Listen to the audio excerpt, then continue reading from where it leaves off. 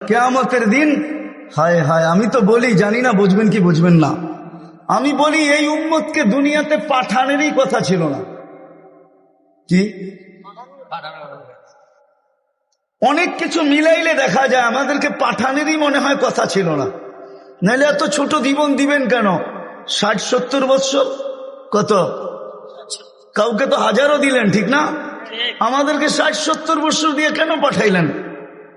আবার 60-70 বছর দেওয়ার পরেও 2 পর্বে আমাদের জীবনটাকে আল্লাহ কমায় দিছেন, লেস করে দিছেন, বাদ দিয়া দিছেন।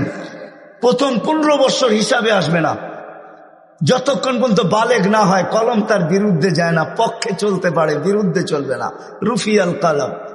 এইখানে 15 বছর বাদ। তারপরে যেটা থাইকা যায় 60 আর 70-এর ভিতর থেকে, যতক্ষণ আমরা ঘুমাই 4-6 ঘন্টা আর 8 ঘন্টা, এটাও কলম উঠানো থাকে, আমাদের বিরুদ্ধে যায় না, এটাও মাপ, এটাও। তাইলে আর থাকলো কি? কোরআন আমাকে বুঝায় এত অল্প সময়ের জন্য কেন পাঠাইলেন। তাহলে কোরআনের ভিতরে ডুব দিলে মনে হয় বুঝে আসে। আল্লাহ মনে করেন যে কেন পাঠাইলাম, কিয়ামতের দিন তোমাদেরকে আমার পক্ষে সাক্ষী হিসাবে আমার পাশে দাঁড় করাবো, শুহাদা আলান নাস। কিয়ামতের দিন এই উম্মত আল্লাহর পাশে সাক্ষী হিসাবে দাঁড় করাবে আল্লাহ। সমস্ত উম্মতের উপরে আমাদেরকে সাক্ষী হিসাবে দাঁড় করাবে আল্লাহর পাশে।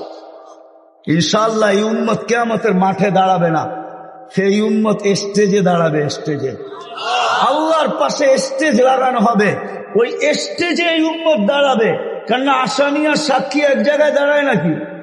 দুইজনের মান একটা, দুইজনের মান ভিন্ন, ঠিক না?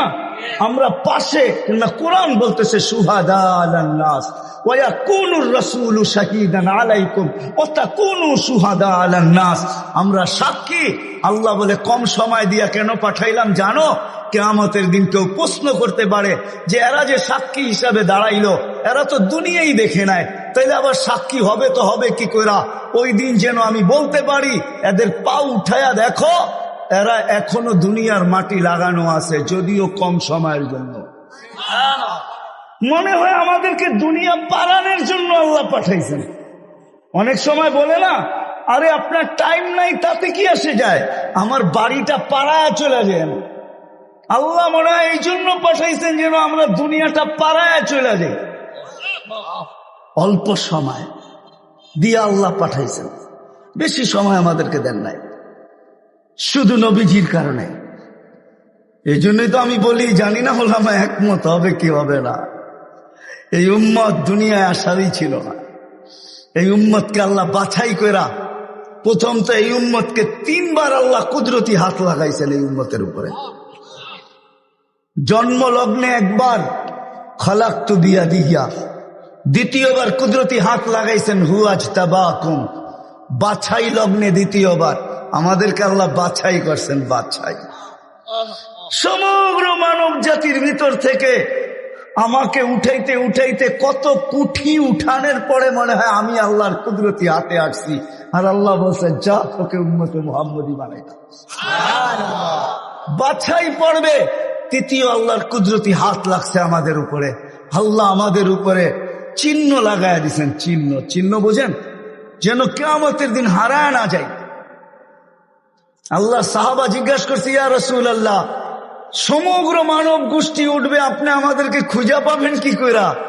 আল্লাহ রাসূল হাসতেছিল আর বলতেছিল, চিহ্ন লাগানো আছে, চিহ্ন। কই সেই চিহ্ন আবার কি? কই গুররাম মুআজ্জিলিনা মিন আসারিস সুজুদ, তোমাদের নামাজের জায়গা উজুর জায়গার থেকে নূর ফুটা বাহির হবে, আর কারো বাহির হবে না।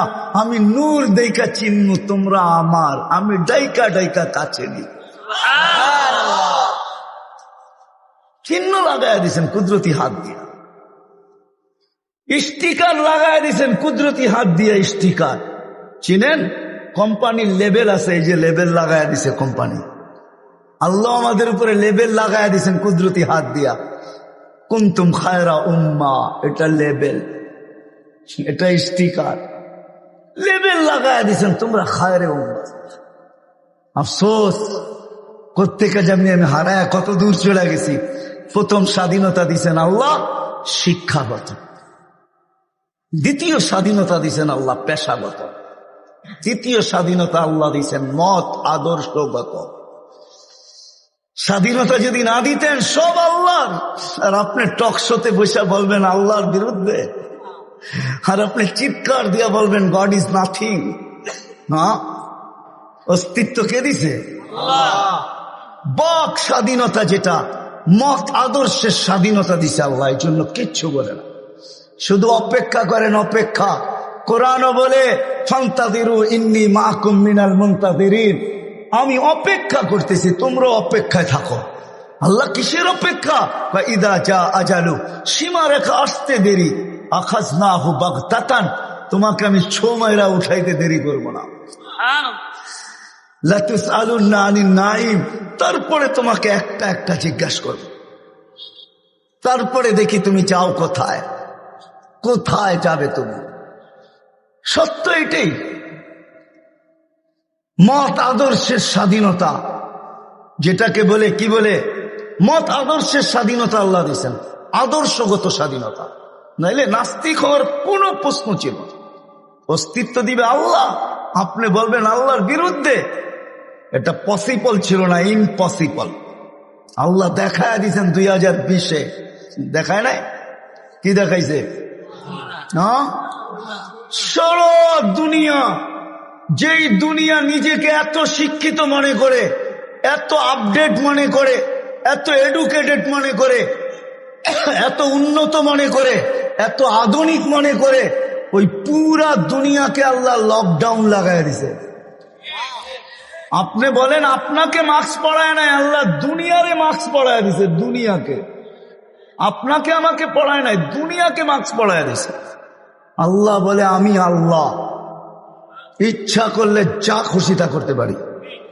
কি এখনো বহুত মানুষ মাস্ক পড়া করে, ঠিক না? হ্যাঁ, পড়ে না? কি কি ভয়ে পড়ে? করুণা এখনো আছে, ঠিক না? আপনারা বলবেন আমরা তো কুমিল্লার মানুষ, 2020-ও পড়ি নাই, ঠিক না? না পড়তে পারেন, কেননা টেলিভিশনে এত বড় বড় দেখছেন, আর ভাবছেন নাকের ছিদ্র তো এত বড় না, এটা যাবে তো যাবে কোন দিক দিয়া, ঠিক না? এখন যদি প্রশ্ন উঠায় মুখ দিয়া যাবে, কয় সারাদিনই তো পান খাই, বিড়ি খাই, সিগারেট খাই, এটা সেটা খাইতে থাকি, মুখ দিয়া যাবে তো যাবে কোন দিক দিয়া, ঠিক না? হ্যাঁ, এই জন্য নাও পড়তে পারেন। আল্লাহ মত আদর্শের স্বাধীনতা দিচ্ছেন।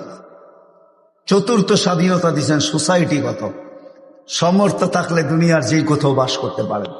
আমি চিনি কুমিল্লার অনেক মানুষ যারা আমেরিকাতে বাস করে, আমি চিনি অনেককে কুমিল্লার যারা অস্ট্রেলিয়া বাস করে, যারা কানাডায় বাস করে, আমি চিনি ইউরোপে বাস করে, চিনি, আমি অনেককে চিনি, আমাকেও চিনি। সমর্থ আছে, দুনিয়ার যে কোথাও বাস করতে পারেন। আর পঞ্চম স্বাধীনতা, এই ছোট জীবনটা, যেমন স্কুলে খেলার সময় একটা পর্ব হয়, যেমন খুশি তেমন সাজো। আল্লাহ বলে এই ছোট জীবনটায় তুমি যেমন খুশি তেমন সাজতে পারো, তোমাকে কিচ্ছু বলবো না। স্বাধীনতা দিনা, নাইলে কোনোদিন সম্ভব ছিল না। তো কথা ওইখান থেকেই বাহির হয়ে গেছে।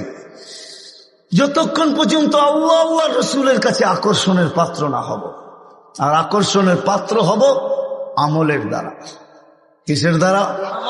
আর আমল জীবনে আসবে দ্বীনি কথা যত বেশি একাগ্র চিত্তে শুনবো, মনোযোগ সহকারে শুনবো, আর দিলে গাঁদবে, তখনই আমল আসবে। আর আমলের দ্বারা আমি আকর্ষণের পাত্র হব। তখন বংশ কি আল্লাহ দেখবেন না। কুমিল্লার মানুষ, কথা শেষ দিকে চলে আসছি, আমি 6 বার আমি বেলালের বাড়ি দেখছি, 6 বার রাদিয়াল্লাহু তাআলা আনহু। আমি 6 বার ইথিওপিয়া গেছি, 6 বার। এই চোখ থেকে পানি 6 বার ঝরছে, শুধু বাড়ি দেখা, ব্যক্তি তো দেখি নাই, কোত্থেকে দেখবো? সে তো অনেক আগে চলে গেছে, তার দেশের মানুষগুলা দেখছি। কিন্তু একটা অনুমান হয়েছে, একটা এটাকে কি বলে, এতটুকু বুঝতে পারছি যে 1400 বছর আগের বেলাল কেমন ছিল। আজকের মানুষগুলোই যখন পছন্দ হয় না, তো 1400 বছর আগেরটা কেমন হবে? আজকের ইথিওপিয়া আদিস আবাবা রাজধানী ইউরোপের সাথে টক্কর লাগায় উন্নত হইতেছে, ইউরোপকে পিছিয়ে রেখা দিতেছে। তাইলে আজকেও যদি মানুষগুলা পছন্দ না হয়, 1400 বছর আগের বেলাল কেমন ছিল, কিন্তু বেলাল যেখানে ওইখানে কেউ নাই। কেমন আকর্ষণের পাত্র, জমিনে চললে জান্নাতে পদধ্বনি হতো, জান্নাতে। আল্লাহর রসুল কানে শুনা ঈসা বলছে, মা বালু খাইয়া বেলাল, এত বড় আকর্ষণের পাত্র কি করে হইলে জান্নাতে তোমার পদধ্বনি? তাও আমার আগে আগে, পিছিয়ে হইতো তাইলে মাইনা নিতাম, আমার আগে আগে। দেখতে তো ছিলাম না, তোমাকে পদধ্বনি শুনতে ছিলাম। জিবরিল আলাইহিস ইসলামকে জিজ্ঞাসা করলাম, আমার আগে কে? তো হাসি দিয়া বলল, আবদুকা বেলাল, আপনার গোলাম বেলাল। আয়েশা বলতেছে, হারেস বিন নোমান, তুমি এত আকর্ষণের পাত্র কি করে হইলা? বলছে, কি ইয়া রাসূলুল্লাহ, জান্নাতে ঘুরতেছিলাম, তুমি তাহাজ্জুদে কোরআন পড়তেছিলা, আমার রাত্রেই সফর ছিল, আমি রাত্রেই পৌঁছে গেছি ওইখানে, আর রাত্রই ছিল, সময়কে আল্লাহ থামায়া দিছিলেন, রাত্র ছিল, জান্নাত ভ্রমণ করতেছিলাম, লাউড স্পিকারে তোমার কোরআন শুনতেছিলাম। জিজ্ঞাসা করলাম, হারেস এইখানে আসলো কি কইরা? তো জিবরিল আলাইহিস সালাম হাইসা বললেন, ডেলি রাত্রে পড়ে আর আমরা শুনি। জিজ্ঞাসা করলাম, এই মর্তবা পাইল কি করে হারেস? সে কয়, মার পায়ের ধুলার বদৌলতে, মার খেদমত করা। আজকালকার সমাজের যুবকরা তো সন্তান মা বাবার খেদমতই করতে চায় না। বললে আবার কুমিল্লার মানুষ রাগ হয়ে যায় কিনা জানি না। হ্যাঁ, কুমিল্লা আসছি এই জন্য মনে ওঠে, হায় ওই দিনের কথা মনে ওঠে যেদিন পুলিশ লাইনের সামনে সন্তান বাপকে গুলি করে মারছে। বুঝা গেছেন না? বুঝা গেল নাই? মারে নাই? বুঝা গেলেন? আমি তো ভুলি নাই আপনাদের এই কাহিনী। কুমিল্লা দিয়ে গেলেই আমার মনের ভিতরে ওঠে যে হায় কোন সমাজে জন্ম নিলাম, কোন দুনিয়াতে আসলাম। আপনাদের এই কুমিল্লা ঘটছে, নেটে সার্চ দেন, দেখেন লেখা আছে, পত্রিকায় উঠছে, মিডিয়ায় আসছে। বাকিগুলা বাদই দিলাম, ঐশীর কথা বাদই দিলাম, ঠিক না? ঐশীর কথা বাদই দিলাম। সন্তান, কোথায় আসলাম আমরা? সন্তান মা বাবাকে গুলি করে, হত্যা করে, হায় হায় হায়, অথচ মার খেদমত করে হারেস বিন নোমান। আরেকটা মনে উঠলো, এই জন্য বলতেছি, মুসা আলাইহিস সালাম আল্লাহকে জিজ্ঞাসা করছে, আল্লাহ আমার জান্নাতের বন্ধু কে? কয় কসাই। আপনি আমার সাথে এমনই করেন, যেটা জিজ্ঞাসা করি সাথে সাথে জবাব দিয়া দেন, আমি আর কসাই মিল হইল কোথায়? আল্লাহ বলে, সিদ্ধান্ত এটাই, ওয়াকাউলুনাল ফাসাল, আমাদের সিদ্ধান্তই সিদ্ধান্ত। আচ্ছা ঠিকানা দেন, যায় দেখি কি আমল করে। তো যায় দেখে, হ্যাঁ কসাই। সারাদিন গোস্ত বিক্রি করে যখন বাড়ি যাওয়ার পালা আসছে, তো গোস্তের একটা টুকরাকে নিয়ে কিমা বানায়া পোটলার ভিতরে নিয়ে দোকান বন্ধ করতেছে। মুসা আলাইহিস সালাম বলতেছে, তোমার বাড়ি মেহমান হওয়া যাবে? অবশ্যই যাবে, কিন্তু শর্ত আছে, আমি ডাইরেক্ট বাড়ি যাব না, আমার সাথে চলো। তো বলছে ঠিক আছে চললাম।